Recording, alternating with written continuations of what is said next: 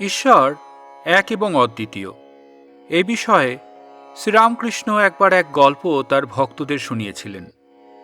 তিনি বলছেন, নিজের ভাবই সত্য আর সকলের ভাব মিথ্যা, এ ভাব ভালো নয়।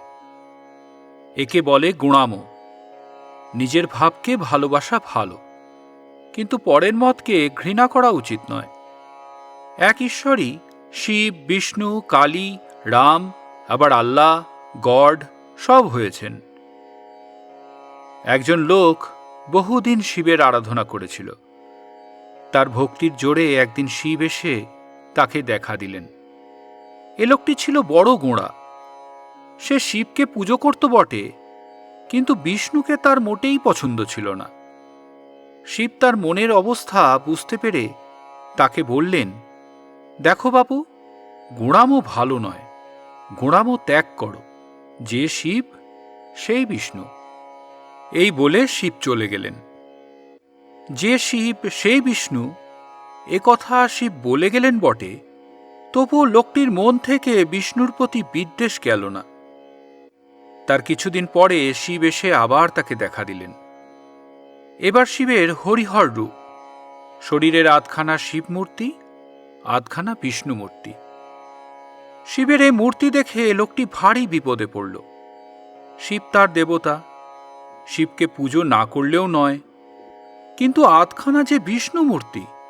শেষকালে অনেক ভেবেচিন্তে শিবের চরণখানা ধুইয়ে দিয়ে পুজো করতে আরম্ভ করল।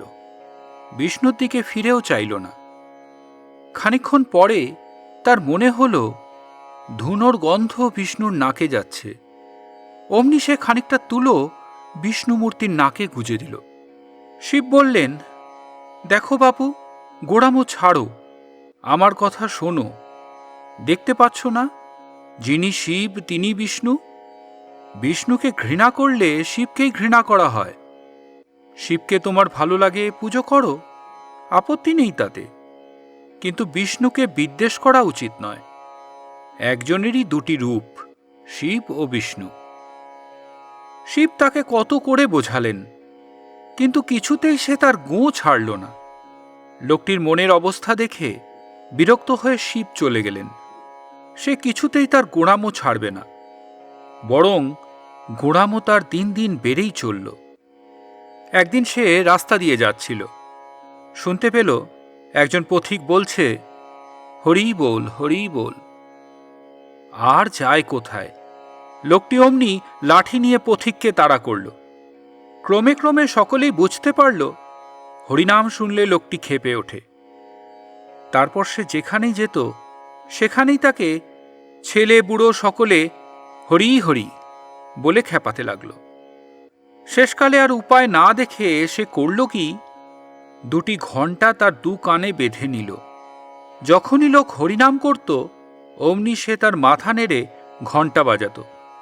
ঘণ্টার শব্দে তার কানে আর হরিনাম যেত না।